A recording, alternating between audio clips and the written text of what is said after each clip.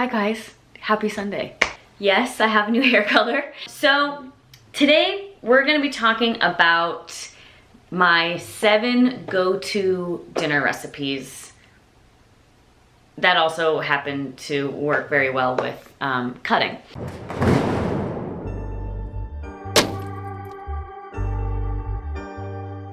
So I am 5 weeks into my latest cut, and when I told everyone that I was starting a new cut and asked what kind of content you wanted to see, a lot of people asked about recipes. Lately, I've started kind of changing it up for dinner a little bit, and so I'll cook a different dinner every night. I mean, not every night. I've got like a rotation of dinners. So what I thought I would do is share with you my 7 go-to healthy and simple and easily measurable dinner recipes.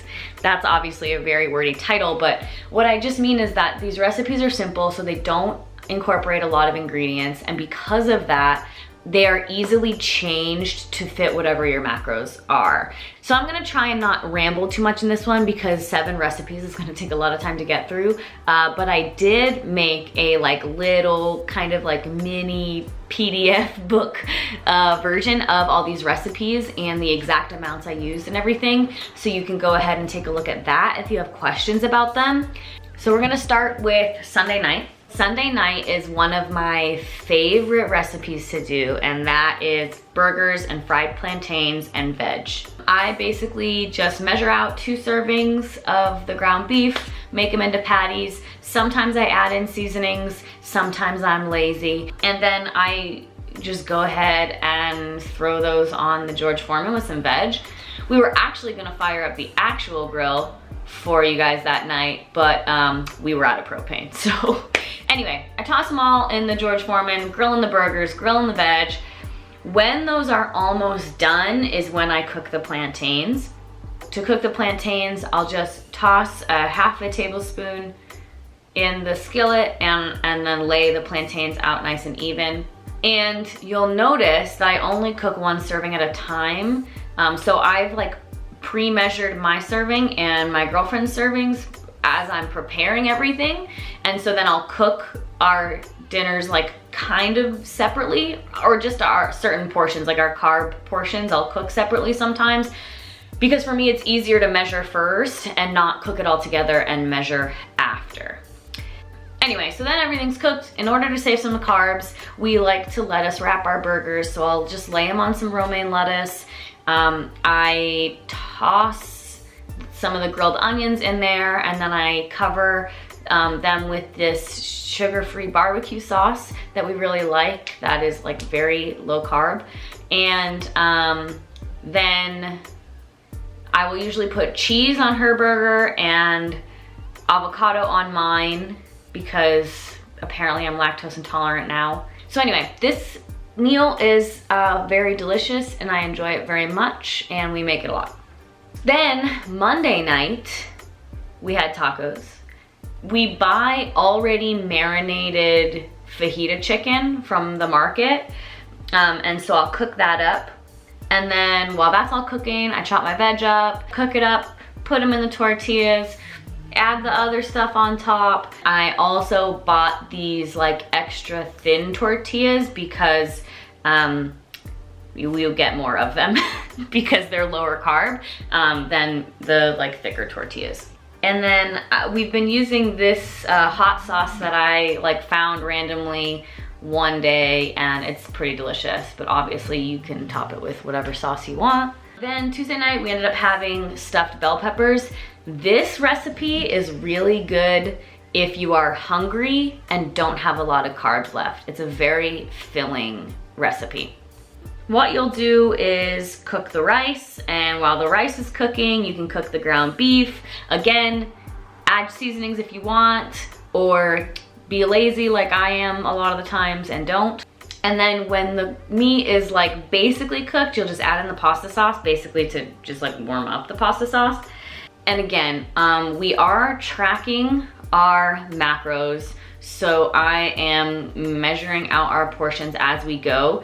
So what you could do is just add all the rice into the skillet and kind of toss it with the meat in the skillet. But what I like to do is measure out the rice that one person needs, and then measure out the meat that one person needs and mix that in a bowl.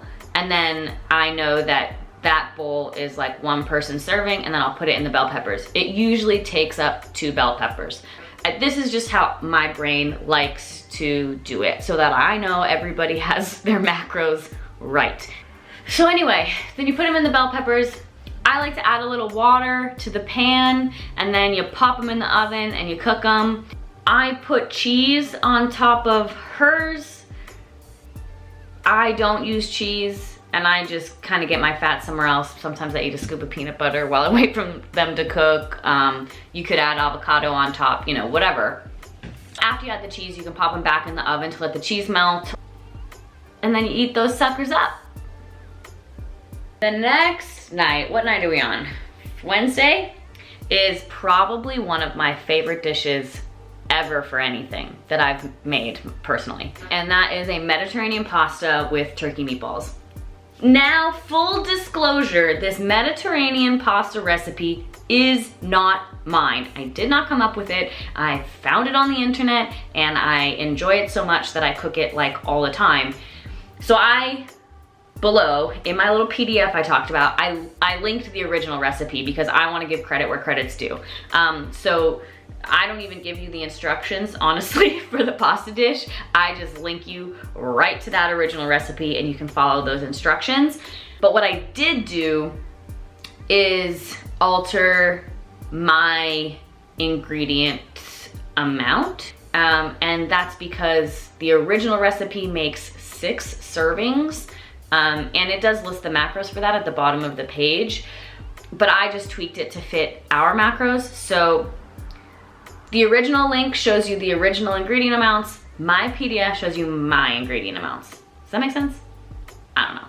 Anyway, so first I make my meatballs. When I make meatballs, I like to measure out 1 ounce of meat per meatball. It's easy to measure out your servings when you know that 1 meatball is 1 ounce of meat. And while those are baking in the oven, I make the pasta dish. So then I set aside the 8 meatballs. Sometimes I'll toss it in the leftover juice from cooking the pasta dish, and then I just serve it up. And it's like so delicious, this recipe.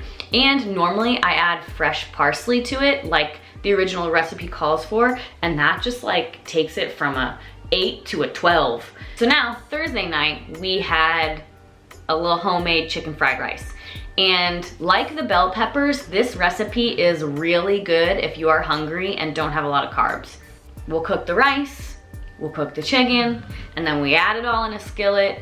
And again, for this one, I usually will make 1 serving at a time. So like, you know, I cook everything, but then I kind of set everything aside, and then I'll measure out exactly how much rice I need, exactly how much chicken I need, the veg, whatever, for 1 serving, and then I'll go back and make my own. I like to use a specific fried rice seasoning with a little bit of, is there an ice cream truck?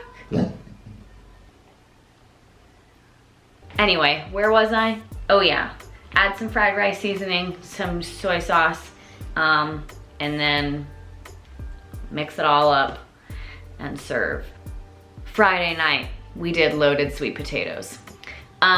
This one, if you do not have a lot of carbs, I do not suggest using this recipe, just because you're not gonna get a lot of food probably. You gotta start by baking the sweet potatoes, and in order to make this not take over an hour, what I do is cut the sweet potatoes in half, lay them face down, poke a bunch of holes, then it only takes about 25 to 30 minutes for them to cook. Much better. While the sweet potatoes are baking, I'll cook up the chicken, and then I add in the beans and onion as well. Sometimes it's leftover onions, sometimes I grill them up fresh, just depends on what we got in the fridge. So then once the sweet potatoes are baked, you plate them, you know, cut them in half, spread them apart a little bit, and then you just kind of top it. If you don't have a lot of carbs, you're not gonna have a lot of potato, and you are gonna have a lot of chicken.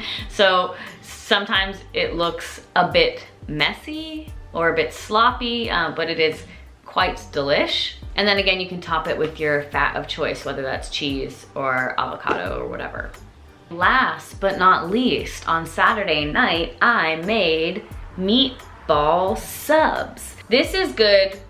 Well, if you use the pitas I use, this is good for a low carb night. So again, I made up some meatballs. These ones were 90% lean ground beef, still measured out 1 ounce meatballs. Again, you can season them to your liking. I was lazy. I toss these ones in a skillet because once they are almost cooked, I'll then add in the sauce to the skillet to warm it up. So it's just easier that way. After the meatballs and sauce and onions are like all cooked up and warm in the skillet, I'll get the pitas ready. I guess it's not really a sub, it's more of a pita pocket, but you know, whatever. I use these Lebanese pitas, which are low carb. I don't buy them because they're low carb. I buy them because I grew up with them, and they just happen to be low carb, so it's nice to use for dinners like this.